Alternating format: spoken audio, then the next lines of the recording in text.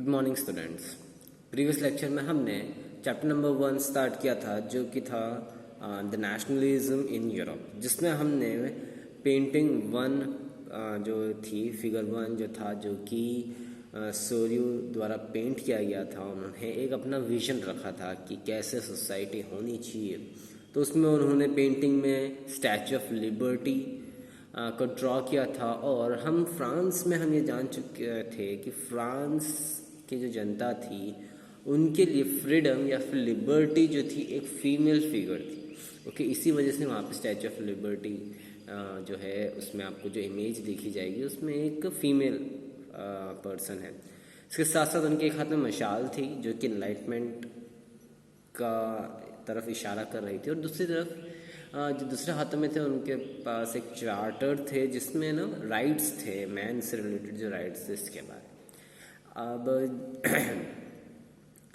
जब फ्रांस जब monarch form of government था उसके अगेंस्ट जब उन्होंने रिवॉल्यूशन स्टार्ट किया and they got success as well. But लेकिन जब सक्सेस मिली और जो वहाँ की जो पॉलिटिकल पार्टीज थी लाइक जो जैकोबिन क्लब्स थे, उन्होंने जब उनको सत्ता मिलना स्टार्ट किया ना, उनको पावर जो होती है गवर्नमेंट में, जब गवर्नमेंट में पावर बनाने का पावर्स मिली तो कहीं ना कहीं जो एक विजन था उनका इंडिपेंडेंस का उसमें बहुत वो चेंज होता गया। देखिए, इंडिपेंडेंस मिलने के बाद चेंज होने लगे, वो भी अब तानाशाह की तरह काम करने लगे। ओके, तो वापस लोगों ने उसके अगेंस्ट विद्रोह किया। ओके, तो फ्रांस में ये सारी प्रॉब्लम चलती रही। अब जब पहली बार जब कॉन्स्टिट्यूशन फॉर्म हुआ था फ्रांस का, तब वहाँ पे ये हुआ था, ये निर्णय लिया गया था कि ऐसे पर्सन या फिर ऐसे सिटीजन जिनके पास अपनी खुद की ज़मीन है वो ही केवल वोट कर सकते हैं, और जो नेशनल असेंबली है उनकी उसमें वो लोग कैंडिडेट्स इलेक्ट कर सकते हैं। ओके, पर लेकिन उसके बाद लेकिन ये बहुत ज़्यादा गलत था, because they are most the people जो कि पीजेंट कम्युनिटी के थे, तो उनके पास तो उनकी ज़मीन थी नहीं, वो किसी और के लैंड पे लेबर के फॉर्म में काम करते थे, तो उनका हक नहीं था क्या? तो ये स्ट्रगल उनका चलता गया। अब स्ट्रगल चलते चलते सिंस फ्रांस में कभी भी एक स्टेबल फॉर्म ऑफ गवर्नमेंट नहीं बन पाई, तो उसके बाद एक लीडर आए, नेपोलियन बोनापार्ट। ओके, अगर 9th में आपने पढ़ा होगा, नेपोलियन बोनापार्ट ने उस समय को देखते हुए तख्ता पलट किया और वापस से वहाँ पर एक मोनार्क फॉर्म ऑफ गवर्नमेंट बन गई। ओके, तो आज हम उसी सेक्शन पढ़ेंगे कि नेपोलियन बोनापार्ट ने क्या चेंजेस लेके आए फ्रांस में। Okay, within the wide swath of territory that came under his control, Napoleon set about introducing many of the reforms that he had already introduced in France. अब जैसे ही Napoleon ने अपना साम्राज्य बिल्डअप किया तख्ता पलट करने के बाद, तो वो काफ़ी उन्होंने रिफॉर्म्स लेके आए through a return to monarchy. हालांकि एक मोनार्चिकल फॉर्म ऑफ गवर्नमेंट थी, Napoleon had no doubts destroyed democracy in France. अब since monarch form of government है तो ऑब्वियस बात है कि डेमोक्रेसी जो फ्रांस में स्टैब्लिश की गई थी, जो वहाँ की जनता ने वोट्स दे के अपने कैंडिडेट्स को इलेक्ट किया था, वो सब खत्म हो गया। But in administrative field, but लेकिन एडमिनिस्ट्रेटिव फील्ड में उन्होंने काफ़ी रिवोल्यूशनरी प्रिंसिपल इस्टेब्लिश किए, इनकॉर्पोरेट किए, और काफ़ी सारे सिस्टम में काफ़ी सारे रेशनल और एफिशिएंट चेंजेस लेके आए। ओके, अब वो कौन कौन से चेंजेस थे ये देखिए। The civil code of 1804 usually known as Napoleon code did away with all the privileges based on the birth. अब उन्होंने एक सिविल कोड 1804 में उन्होंने एक सिविल कोड इंट्रोड्यूस किया जिसको कि नेपोलियन कोड भी कहा जाता है, जो कि किसी भी काइंड ऑफ प्रिविलेजेस जो मिलती थी, जो क्लर्जी के स्टेट को मिलती थी, जो बड़े प्रीस्ट फैमिली से या चर्च फैमिली से बिलोंग करते थे, जिनके पास चर्च होते थे या प्रीस्ट फैमिली से बिलोंग करते थे, उनको बहुत सारे प्रिविलेजेस मिलती थी। तो इस चीज़ को कि किसी को भी बर्थ के बेसिस पे उसको जो भी प्रिविलेजेस मिलती थी जस्ट बिकॉज कि वो अपर क्लास में जन्म लिया है, तो सारे प्रिविलेजेस सब कुछ खत्म कर दी उन्होंने। Okay, establish equality before the law, चाहे किसी भी क्लास का हो, चाहे वो क्लर्जी हो, चाहे वो नोबेलिटी क्लास का हो, चाहे वो पीजेंट क्लास का हो। ओके 3 क्लासेस होते थे वहाँ पे, क्लर्जी, नोबिलिटी। नोबिलिटी बेसिकली जो बिजनेसमैन होते थे, बड़े शाही घरों के जो पर्सन्स होते थे उनको हम नोबिलिटी कैटेगरी में रखते थे। और क्लर्जी जो कि चर्च या कॉन्वेंट के जो करता धरता रहते थे, जो रिलीजियस प्लेसेस की जो देखभाल करते थे। ओके और पीजेंट जो होते थे वो बेसिकली ऑब्वियसली बात है जो पुअर पीपल जो कि किसी और के लैंड पे जाके काम करते थे। ओके सो तो वहाँ पे उन्होंने इक्वलिटी कर दिया कि सभी लोग इक्वल है, चाहे वो किसी भी क्लास से बिलोंग करते हैं, और सभी के पास हक है कि वो अपने प्रॉपर्टी का हक रख सकते हैं if they have their own property. This code was exported to the regions under French control. अब नेपोलियन जो थे वो केवल एक पर्टिकुलर रीजन तक सीमित नहीं रहे थे। ओके उनकी महत्वाकांक्षा बढ़ी तो उन्होंने और भी other parts of the Europe को कॉन्कर करने की इच्छा जताई, और जहाँ जहाँ भी उन्होंने जब जंग लड़ी, जो रीजन उन्होंने जीते, जहाँ पर भी फ्रेंच का कंट्रोल था, वहाँ पर इन सारे कोडों को इम्प्लीमेंट किया गया जो नेपोलियन कोड था। In Dutch republic, in Switzerland, Italy and Germany. अब in Dutch republic, Switzerland, Italy, Germany, जहाँ पे नेपोलियन जहाँ पर जंग जीत चुका था जिन रीजन्स में, डच के, स्विट्जरलैंड के, इटली के, जर्मनी के लिए, Napoleon simplified administrative division, abolished the federal system and freed peasants from serfdom and manorial dues. अब जहाँ पर भी इनका राज, वहाँ पे उन्होंने एडमिनिस्ट्रेटिव डिविजन्स बना, और वहाँ पे एक फेडरल सिस्टम होता है। फेडरल सिस्टम यानी कि एक टाइप से हम यूँ बोल सकते हैं गुलाम बनाने की जो प्रथा होती थी, जो राजा और जो बड़े बड़े पीपल्स होते थे, जो जिनका पैसा बहुत होता था, वो अपने गुलाम बना लेते थे, अपने गुलाम बना के रख लेते थे पीपल्स को, और फिर जब वो खुश हो जाते थे तो उनको अपने लैंड में से कुछ हिस्सा उनको दे दिया जाता था, उनके गुलामों को। तो इस पूरे सिस्टम को हम बोलते हैं federal system. Okay federal system में क्या होता है कि कोई राजा होता है, वो किसी पर्सन को हायर कर लेता है और उससे बहुत सारे काम करवाता है। एक टाइप से हम ये बोल सकते हैं गुलाम बना के रखना। और जब वो उससे बहुत ज़्यादा खुश हो जाता था, या फिर जो बहुत ज़्यादा समय तक वो काम करता था, बहुत ही लंबे समय, सालों साल तक, तो खुश होकर वो उसे ज़मीन का कोई एक हिस्सा एज अ अवार्ड या फिर एज अ प्राइज़ वो उसे दे देता था। तो ये सारी चीज़ें नेपोलियन ने पूरी तरीके से बैन कर दी। एक टाइप से हम ये बोल सकते हैं गुलाम जो प्रथा होती है उसकी प्रति से बंद कर दिया। फिर जो पीजेंट्स जिनको हायर करके ज़बरदस्ती काम करवा के रखा था उनको फ्री किया। In towns too guild restrictions were remove. अब गिल्ड यानी कि एक फॉर्म ऑफ एसोसिएशन बनाना होता था पहले। गिल्ड्स का मतलब था एसोसिएशन बनाना। ये एसोसिएशन कौन बनाते थे? आर्टिशियंस होते थे, मर्चेंट्स होते थे, ट्रेडर्स होते थे, ये अपने गिल्ड एसोसिएशंस बनाते थे, है ना, गिल्ड्स बनाते थे बेसिकली। मैं गिल्ड कहूँगा, जिनको कि हिंदी में इंग्लिश में जिसका अदर वर्ड्स हम बोल सकते हैं एसोसिएशंस। तो ये जो गिल्ड्स रिस्ट्रिक्शन लगा रखी थी जब जैकोबिन क्लब्स, जैकोबिन्स जब राजा मतलब वहाँ के जब डेमोक्रेटिक फॉर्म में गवर्नमेंट बनी थी, जब वहाँ के वो लीडर बने थे, तो उन्होंने बहुत सारी चीज़ों पे बैन लगा दिया था। उसका रीज़न मैं आपको 9th में ऑलरेडी पढ़ा चुका हूँ, क्योंकि कहीं ना कहीं वो भी चाहते थे कि एक सिंगल पार्टी बनी रहे, कोई अदर पर्सन कॉम्पीट ना करे, और पॉलिटिकल जो पावर मिली थी उसको वो यूज़ करना चाहते थे। तो ये सारी चीज़ें, ये सब जो गिल्ड्स इन पर रिस्ट्रिक्शन लगा दिया था, तो उन्होंने नेपोलियन ने गिल्ड रिस्ट्रिक्शन को पूरी तरह से रिमूव किया। Transportation and communication system were improve. उन्होंने फिर ट्रांसपोर्ट और कम्युनिकेशन सिस्टम को इम्प्रूव किया गया। Peasants, artisan, worker and new businessman enjoyed new found freedom. अब पीजेंट्स, आर्टिशंस थे, वर्कर्स थे, न्यू बिजनेसमैन थे, उनको एक न्यू काइंड ऑफ फ्रीडम मिली। Businessmen and small-scale producer of goods in particular began to realize that uniform laws, standardized weight and measures, and a common national currency would facilitate the movement and exchange of good and capital from one region to another। अब ये लोग इतने खुश क्यों थे? इन्होंने जो new form of independence इनको मिली थी, तो खुश क्यों थे? क्योंकि जो स्मॉल स्केल प्रोड्यूसर्स थे उनको ये रियलाइज़ होना स्टार्ट हुआ, जो यूनिफॉर्म लॉ बनाया, जो सिविल कोड या जो हम बोल सकते हैं नेपोलियन कोड है, इसकी वजह से एक तो स्टैंडर्डाइज्ड वेट हो गए हैं। पर्टिकुलर रीजन में जो अलग अलग वेट सिस्टम चलते थे वो उसको पूरी तरह से एबॉलिश कर दिया। स्टैंडर्डाइज वेट है, जैसा लाइक आज हमारे पास स्टैंडर्डाइज वेट है कि 1 किलोग्राम में 1000 ग्राम्स होते हैं कि नहीं, ये हमारा स्टैंडर्ड वेट है ना। वो पहले ऐसा होता था कि कहीं इसी रीजन में 1 किलोग्राम में 100 ग्राम से कम रखते थे, बिकॉज उस रीजन में उनका अलग स्केल थी। तो ये सारी चीज़ें हटा दी थी, स्टैंडर्ड वेट कर दिया था, स्टैंडर्ड उनकी करेंसी कर दी थी कि एक ही टाइप की करेंसी चलेगी। ओके, नेशनल करेंसी को अलग एक ही कर दिया था, अलग अलग रीजन के हिसाब से अलग अलग करेंसी नहीं चलानी थी। ओके, तो ये सारी जब चीज़ें लेके आए तो कहीं ना कहीं इससे एक्सचेंज ऑफ गुड में जो मोमेंटम चाहिए रहता था कि एक्सचेंज ऑफ गुड्स में जो परेशानी थी वो सब खत्म होने लगी, जिससे एक रीजन जो है एक अनदर रीजन में इजीली व्यापार कर सकता। तो बेसिकली इसमें pigeons, artisan workers, businessman, small scale businessman, ये सारे काफ़ी खुश थे। ओके, अब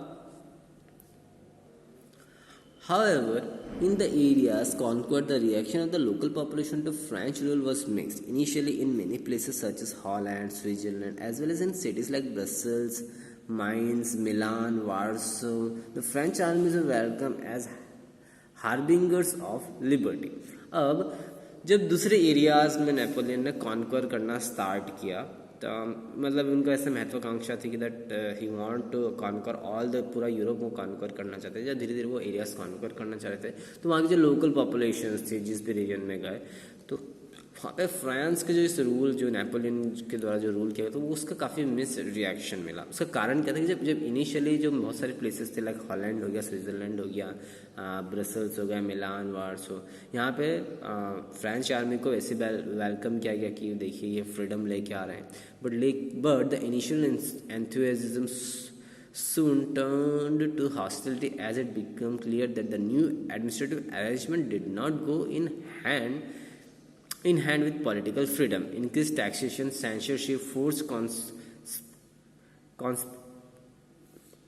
conscription into French armies required to conquer the rest of the Europe all seemed to outweigh the advantages of administrative changes. अब क्या हुआ कि जब नेपोलियन ये चाह रहे थे कि हम आगे बढ़े और पूरे यूरोप पे कन्क्वर करें, तो इससे क्या होता है कि ऑब्वियसली बताया कि पैसा बहुत चाहिए रहता है। हालांकि new administrative arrangements on paper it was very good और इनिशियल लेवल पे काफ़ी अच्छा भी जा रहा था, पर लेकिन एक पॉलिटिकल फ्रीडम जिस तरीके से मिलनी चाहिए नहीं मिल पा रही थी। रीज़न ये था कि सेंसरशिप लगा दी थी। सेंसरशिप कहीं ना कहीं पॉलिटिकल फ्रीडम को ख़त्म कर देता है। उसमें कहीं ना कहीं ऐसा होता है कि हम सरकार की खामियां नहीं दिखा सकते हैं, हम सरकार के अगेंस्ट बोल नहीं सकते हैं, ना कि वहाँ के न्यूज़पेपर या वहाँ का मीडिया सरकार के अगेंस्ट पब्लिश कर सकता है। इसके साथ साथ टैक्स इंक्रीज किया गया। टैक्स इंक्रीज करने का कारण ये था कि उनको फंडिंग चाहिए थी, क्योंकि जब भी उनकी आर्मी पैसा रहेगा जब भी जाके वो युद्ध लड़ पाएंगे, तभी वो पूरे जो यूरोप है उसको कॉन्कर कर पाएंगे। ऑल दो जो ये उन्होंने एडमिनिस्ट्रेटिव चेंजेस लेके आए थे काफ़ी अच्छे थे, पर लेकिन ये जो सारी चीज़ें थी, टैक्स का इंक्रीज करना, सेंसरशिप लेके आना, ये सारी चीज़ें जो है ये इन एडमिनिस्ट्रेटिव चेंजेस को ख़त्म करने ख़त्म या फिर उसके जो एडवांटेजेस थे उसको कम कर दिया। एंड एज अ रिजल्ट चाहे वो एडमिनिस्ट्रेटिव चेंज कर दिया, पर लेकिन इंक्रीज टैक्स और सेंसरशिप की वजह से ये जो एडमिनिस्ट्रेटिव चेंजेस थे ये बिल्कुल भी टिक नहीं पाए और ये जो डिसएडवांटेजेस थे उनकी गवर्नमेंट के टैक्स इंक्रीजमेंट और सेंसरशिप ये ज़्यादा दिखने लगा as compared to administrative changes. Okay, आपके बुक में ऑन फिगर 5 आपको दिख रहा होगा, आपको इमेज दिख रही होगी। Okay, the courier of Rhineland loses all that he has on his way from Leipzig. Okay, basically इस टाइप की इमेज है। आपको यहाँ पे कोरियर दिख रहा होगा, पीछे एक बैग, एक टाइप का कोरियर जैसा बॉय जिससे हमें रिप्रेजेंट किया गया है। और यहाँ पे आपको अलग अलग पीस ऑफ पेपर्स दिख रहे हैं। बेसिकली वो एरियाज़ है जो कि नेपोलियन जब युद्ध हार गए थे उसके बाद जो जो टेरिटरी उन्होंने कॉन्कर कर ली थी, जो उनके अब युद्ध हारने की वजह से जो अब उनके हाथ से निकल गई है, ये सारे उन प्लेसेस के नामों की स्लिप्स हैं। ओके, नेपोलियन, अब यहाँ पे नेपोलियन को कैसे रिप्रेजेंट किया गया है? As a postman. ओके, जो कि वापस फ्रांस जा रहे हैं as because he has lost the battle of Leipzig 1813 में। ईच जो लेटर यहाँ पे ड्रॉप हो रहा है इसका मतलब ये है कि वो सारे टेरिटरीज जो उन्होंने हारी है, एक जो लेटर यहाँ पे गिरा है मतलब कि उसने यहाँ पे एक टेरिटरी लूज की है। तो ये यहाँ पे रिप्रेजेंटेशन किया गया है नेपोलियन का कि वो वापस अपने घर जा रहे हैं और यहाँ पे रिप्रेजेंट किया गया उनको एज ए पोस्टमैन कि बैटल हारने के बाद लेप्जिग का 1813 में वो जिन जिन जो लेटर्स गिर रहे हैं ज़मीन पे, इसका मतलब है कि वो उन्होंने टेरिटरीज लॉस्ट कर दी।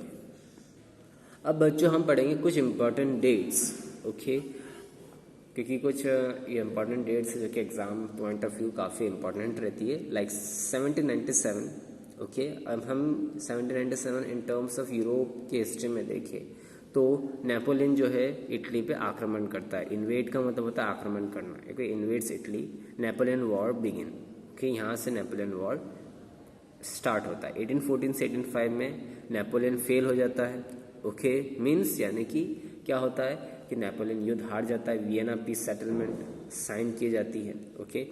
फिर 1821 Greek struggle for independence begin, okay, Greek के स्ट्रगल स्टार्ट होती है for their independence. 1848 revolution in Europe, पूरे यूरोप में रिवॉल्यूशन स्टार्ट होते हैं। इसमें कौन रहते हैं? आर्टिशंस रहते हैं, इंडस्ट्रियल वर्कर्स रहते हैं, पीजेंट्स रहते हैं। रिवॉल्ट अगेंस्ट इकोनॉमिक हार्डशिप, जो वहाँ पे इकोनॉमिक हार्डशिप हुई थी बिकॉज इसी दौरान क्या हुआ था, ग्रेट डिप्रेशन वाला समय आया था। मिडिल क्लास डिमांडेड कॉन्स्टिट्यूशन, जो मिडिल क्लास के पीपल थे उन्होंने कॉन्स्टिट्यूशन की डिमांड की और रिप्रेजेंटेटिव गवर्नमेंट मांगी। रिप्रेजेंटेटिव गवर्नमेंट यानी कि democratic form of government, okay. Italians, Germans, Magyars, Poles, Czechs etcetera demanded nation states. अब जो इटालियंस थे, जर्मन्स थे, इन्होंने एज एन इंडिपेंडेंट स्टेट या फिर नेशन टाइप स्टेट उन्होंने डिमांड की। पहले के टाइम पे स्टेट का मतलब होता था कंट्री या पर्टिकुलर रीजन, ओके। अब तो हालांकि हम कंट्री या नेशन के नाम से जानते हैं, तो यहाँ पे नेशन स्टेट यानी कि एज एन इंडिपेंडेंट नेशन या फिर अलग एक नेशन या स्टेट की तरह उनको रिकॉग्नाइज किया जाए, ओके। नाउ 1859 टू 1870 में unification of Italy, unification 1866 to 1871 unification of Germany, ये हम आगे पढ़ेंगे, आपके बुक में टॉपिक है, ओके। फिर बाद में 1905 में Slav nationalism gathers force in Habsburg and Ottoman empire, इसके बारे में हम आगे पढ़ेंगे, ओके। अब जो नेक्स्ट टॉपिक है हमारा वो है नेशनलिज्म इन यूरोप और the making of nationalism in Europe, कि यूरोप में किस तरीके से नेशनलिज्म इमर्ज हुई, ओके। अब बच्चों उससे पहले हमें पेज नंबर 6 पे हमें ये मैप देखना पड़ेगा, ओके। बेसिकली ये उस दौरान का मैप है 1859 का, ओके। अब तब से लेके अगर आज का आप एट प्रेजेंट का अगर आप मैप देखोगे तो काफ़ी सारे चेंजेस दिखेंगे। ऑस्ट्रियन एम्पायर आपको बिल्कुल भी नहीं दिखेगा, ओके। ऑटोमन एम्पायर पूरी तरीके से गायब हो गया, इसमें वेरियस पार्ट्स, इसके अलग अलग पार्ट्स हो गए हैं। इसमें आपको जर्मन नहीं दिख रहा है क्लियरली, इटली नहीं दिख रहा है। रशियन एम्पायर बहुत ज़्यादा वास्ट है, इसकी भी बाद में रशिया का जो यूएसएसआर जब टूट गया था तो उसके बाद में रशिया का भी बहुत सारे विभाजन हुए थे। तो ये सारी चीज़ें, इसका दिखाने का मतलब ये रीज़न ये है कि एक समय ऐसा था जब ये पूरा यूरोप का मैप है और कुछ इस तरीके से ये दिख रहा है, जिसमें आपको आज की मोस्ट ऑफ द कंट्री जिसका आप नाम से आप जानते हैं, लाइक इटली हो गया, जर्मन हो गया, इटली हो गया, जर्मनी हो गया, स्विट्ज़रलैंड हो गया, उनके नाम तक नहीं है, ओके। तो काफ़ी सारे चेंजेस आए हैं और उन्हीं चेंजेस के बारे में इस पैराग्राफ में बात की गई है। If you look at the map of the mid 18th century Europe you will find that there were no nation states as we know of them today. अगर हम उन मैप को देखते तो हमें ऐसे नेशंस दिखेंगे ही नहीं जो कि आज के हम प्रेजेंट डे में जानते हैं। जैसे लाइक हम जानते हैं जर्मनी को, इटली को, स्विट्ज़रलैंड को, दे वर डिवाइडेड इनटू किंगडम्स, इनको अलग अलग किंगडम्स में डिवाइड कर रखा था। लाइक डचीज हो गया, कांतोज हो गया, जिनके रूलर्स के पास उनकी ऑटोनॉमस टेरिटरीज थी, यानी कि वहाँ पे जो राजा थे उनके पास ऑटोनॉमस टेरिटरी थी, अपनी टेरिटरी में वो लोग फुल पावर के साथ रूल कर रहे थे। Eastern and Central Europe were under autocratic monarchy within the territories of which live diverse people. अब ईस्टर्न और सेंट्रल यूरोप में आप देखोगे तो वहाँ पर भी मोनार्की गवर्नमेंट थी जहाँ पे वेरियस डाइवर्स पीपल रह रहे थे। मतलब डाइवर्स पीपल यानी कि यहाँ पे अलग बोली बोलने वाले पीपल्स, अलग धर्म को अपना फॉलो करने वाले पीपल्स, ओके, अलग लैंग्वेज बोलने वाले people. They did not see themselves as sharing a collective identity. उनके पास खुद की अपनी कलेक्टिव आइडेंटिटी नहीं थी। जैसे लाइक आज अगर हम जर्मनी में जाएंगे तो they will be German people, Italy में जाएंगे तो इटालियन होंगे, उनकी अपनी भाषा होगी, अपनी बोली होगी, अलग पहनावा होगा। जर्मन के पीपल्स के पास अलग अपनी बोली पहनावा होगा। पर लेकिन पहले ऐसे डिस्टिंक्ट आइडेंटिटी या कलेक्टिव एक अलग इंडिविजुअल आइडेंटिटी नहीं थी। उनके पास जो आइडेंटिटी थी वो कलेक्टिव आइडेंटिटी, कॉमन कल्चर होता था। Often they spoke different languages, obviously बात है, सिंस नेशन डिवाइडेड नहीं थे, एक पर्टिकुलर पूरा एरिया जो है एक ऑटोनोमस बॉडी के पास था, ओके, तो वहाँ पे they used to speak different languages based on their different region, अलग अलग रीजन में जैसे हम अलग अलग भाषा बोलते हैं, जैसे लाइक इंडिया में अलग अलग रीजन या अलग अलग स्टेट में जाते हैं तो अलग अलग भाषा हमें मिलती है, सेम वैसा वहाँ पर था।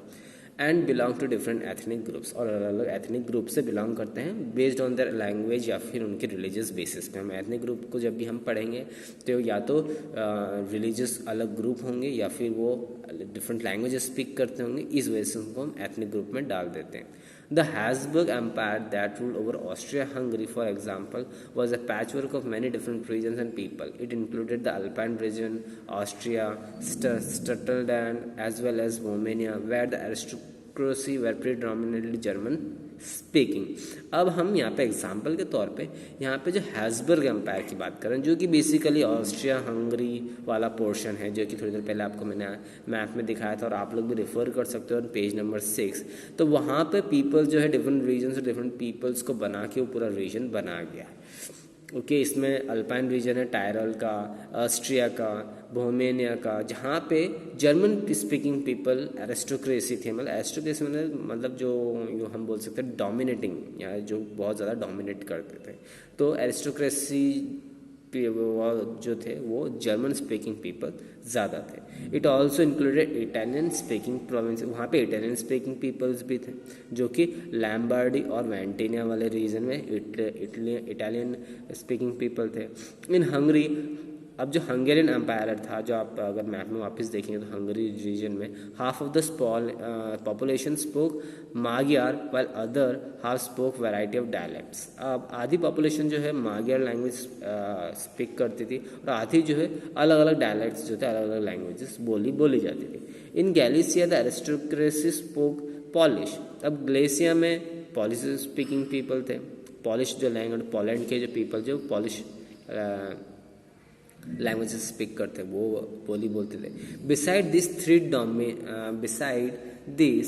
Three dominant groups that there also lived within the boundaries of the empire a mass subject peasant people, Bohemians and Slovaks to the north, Slovenes and Carnal Croats to the south, and Romans to the east, and in Transylvania such differences did not easily promote a sense of political unity। तो यहाँ पे ये बताया जा रहा है कि अलग अलग कम्युनिटी के पीपल्स, बोहेमियन, स्लोवाक्स, क्रेनोलिया, क्रोएट्स जो कि अब क्रोएशिया के पीपल्स को कहा जाता है, रोमन्स, ये सब अलग अलग डिफरेंट कम्युनिटी को बिलोंग करता है। जब इतनी ज़्यादा पॉलिटिकल डाइवर्सिटी हो जाती है तो ये ज़्यादा पॉलिटिकली यूनाइट होना मुश्किल हो जाता है, ओके।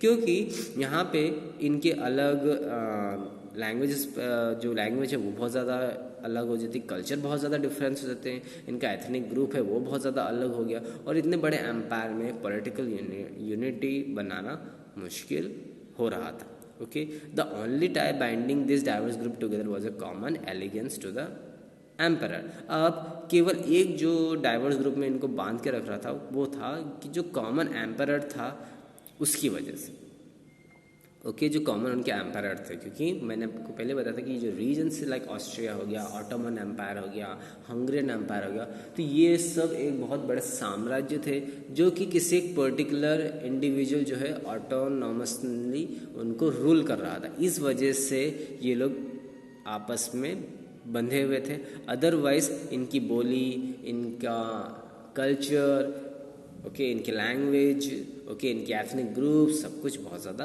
अलग था, बहुत ज़्यादा डाइवर्स था, ओके। अब नेक्स्ट लेक्चर में हम पढ़ेंगे about the aristocracy and the new middle class, और कैसे नेशनलिज्म यहाँ से यूरोप में आगे बढ़ा, ओके।